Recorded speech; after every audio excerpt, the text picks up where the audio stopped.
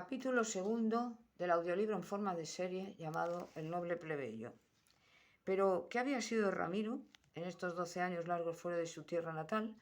Ya hemos dicho que Ramiro fue adoptado por el vasallo y mercenario Justiniano Forcadell y que le hizo su paje, acompañándole a cuantas guerras y aventuras hubo menester.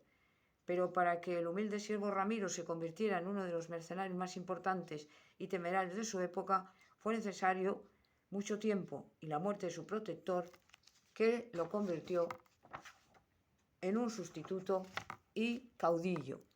Justiniano Forcadell se dedicó a marchar con todos sus honores hacia la última cruzada que le había de costar la vida junto a San Luis, atravesar las tierras de Burgos hacia Navarra para ponerse a las órdenes del rey de Navarra, al que también se unió el monarca francés. Fue una travesía llena de peligros en la que muchos audaces perdieron la vida por lo accidentado del camino y los bandidos que asaltaban las caravanas y acuchillaban a los hombres. Perdieron más de 100 varones al llegar a la Tierra Franca.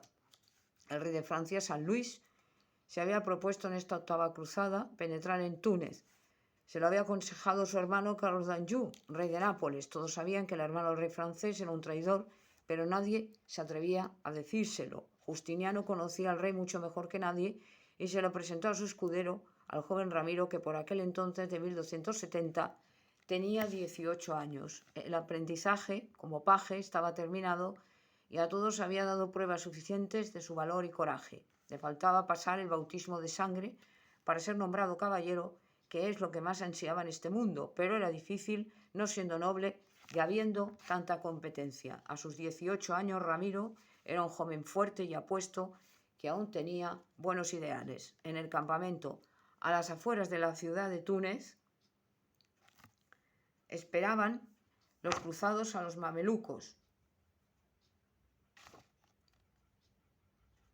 para pasarlos a cuchillo y hacerles obedecer la cruz. El joven Ramiro rezaba junto a su señor, como otros, para el éxito de la empresa.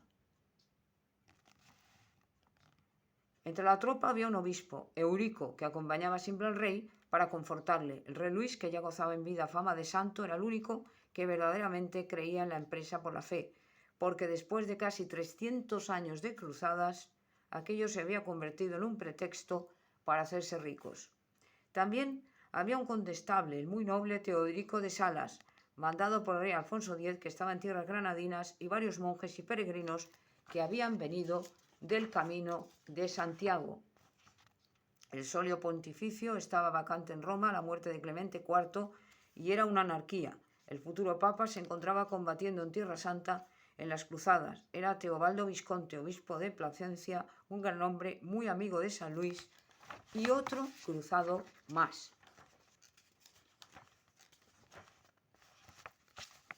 Con todos estos grandes hombres, el joven Ramiro pudo formarse enseguida en la dirección correcta, aunque desilusionado por la muerte del rey santo por la peste. En efecto, cuando llegaron a Túnez y empezó el combate a espada y caballo, muchos mamelucos cayeron a tierra, siendo grande el contento de los caballeros cristianos que veían avanzar la bandera de Cristo, pero también encontraron muchos muertos que no se debían a espada. Era la peste.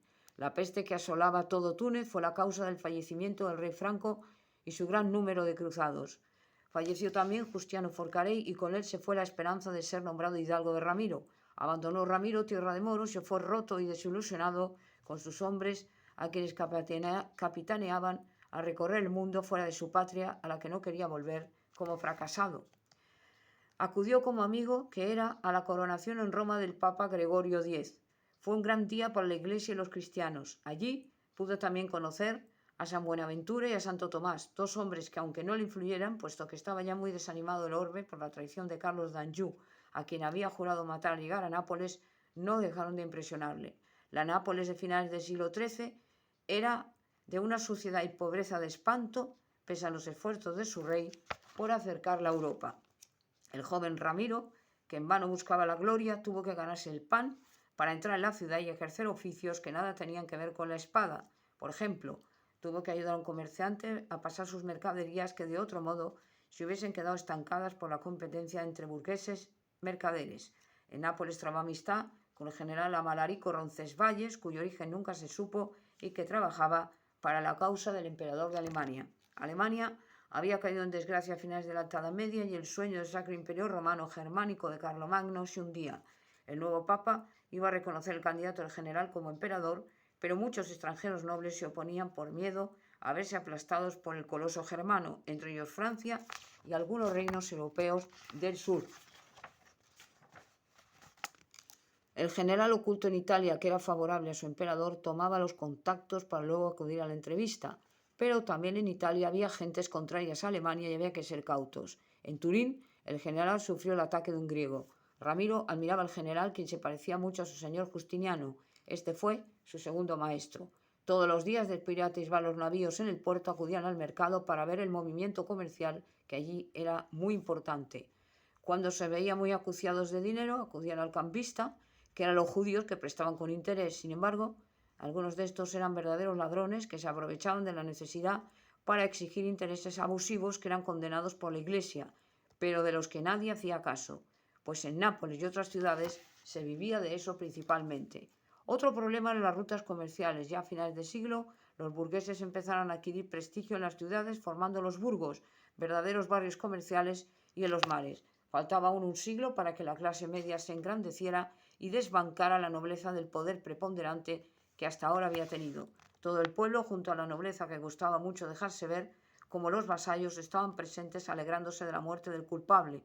El rey Carlos d'Anjou estaba en el sitial de honor para dar el visto bueno a la ejecución. Cuando cayó la cabeza del judío, un murmullo de voces se oyó porque iban a ser ahorcados y azotados en el mismo lugar un maestro de armas que había acusado al rey de traicionar a su hermano, el fallecido Luis el Santo, con el pretexto de las cruzadas. El maestro de armas Leovigildo Toledo, español de la ciudad de Palencia, era muy querido por la tierra napolitana porque había enseñado su arte a los pobres y ricos sin distinción, si eran merecedores de ello. Sus hijas Gloria y Ermesenda estaban presentes, inconsolables, sin dejar de acudir a la clemencia del rey.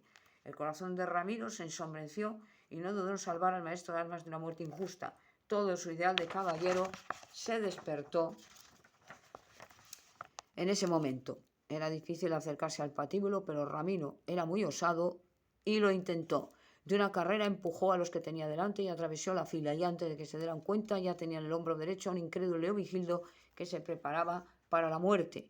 Las dos hijas de este, seguidas por un criado y un amigo, se dirigieron a la casucha, que más parecía sepulcro por lo escondida que estaba. Ramiro había actuado por impulso, como siempre hacía y sin pensar en nada. Era esto, como pudo averiguar más adelante, lo que le valió todos sus triunfos en la vida y una característica innata en él. En la casucha el maestro de armas no puede por menos que agradecer a su salvador la merced que le había hecho, y también fue besado por las dos gentiles hijas. ¿Por qué lo habéis hecho, señor? Por justicia. ¿No es razonable que vos, siendo bueno y leal, fuese sacado como un vil ladrón junto a la rata del judío? Ni siquiera me conocíais. No importa, era mi deber. Sois un hombre justo, caballero, y os doy las gracias, tanto mis hijas como yo. No soy caballero, a mi pesar aún. Hubiera jurado que sí, por vuestro aspecto y acción. Para mí no podéis ser más que un gran señor de noble cuna. Algún día os contaré mi origen misterioso, pero decidme, ¿por qué os quería matar? Es largo de explicar, pero esta noche podré hacerlo, y aceptad mi humilde mesa y casa. Gracias, amigo, acepto. Y vais con el general Amalarico. No os preocupéis por él. Se sabe cuidar y nos espera esta noche en el puerto. Yo no saldría esta noche. Los hombres del rey habrán rastreado la ciudad entera y no dejarán salir ni un navío. Es mejor esperar. Tenéis razón. Paulo era un amigo de Leovigildo, maestro alquimista de origen franco y vasco, un paria que poseía los secretos de la conversión y el oráculo del llamamiento. Uno y otro eran sabios en sus temas. Paulo era alto y delgadísimo, tanto que parecía consumido por el estudio, y el tono de su piel era amarillo como el azufre con el que se iba a trabajar en sus mezclas. Así se acordó el que esperaría en 2 semanas. En casa del maestro armero, el joven Ramiro pudo conocer lo que es la paz doméstica de la clase media, artesanal y trabajadora. Las hijas de Leovigildo eran 2 jóvenes encantadoras que adoraban a su padre y le hacían la vida muy fácil. Ambas, educadas sin madres de niñas, hacían los trabajos caseros con la ayuda de una sirvienta ya vieja saturna que las conocía de recién paridas. De las 2 hermanas, Gloria, la mayor, era la más hermosa. Tenía un pelo castaño, delicioso, larguísimo hasta la cintura, y sus ojos eran azules como el mar al atardecer. Ermesenda era morena y adusta, como el padre, era más lista y diligente de las 2. Las 2 tenían pretendientes, eran jóvenes italianos de buena familia que la rondaban con el consentimiento del padre. La casucha era de construcción antigua del siglo XI, parecía un sepulcro por su bajura y frialdad, y muy huérfana de cosas, pero era poco accesible y fresca para el verano. Allí estarían seguros. El maestro enseñó a Ramiro el arte de la espada porque era el mejor de Europa y pudo corregirle así de muchos errores. Ramiro asimiló muy bien las lecciones, recibió un premio, una hermosa espada toledana de plata y precioso diseño que le acompañaría mucho tiempo. La espada se llamó Toledo. El general viene a buscarlos al cabo de 2 semanas para meterlos en el navío que iba hacia Lausana con el fin de dejar allí al general que iba a encontrar con su emperador en la entrevista con el Papa. El emperador de Alemania, al saber lo mucho que le había ayudado el joven Ramiro, lo nombró caballero con gran regocijo de este que después de 5 años pudo ver cumplido su deseo.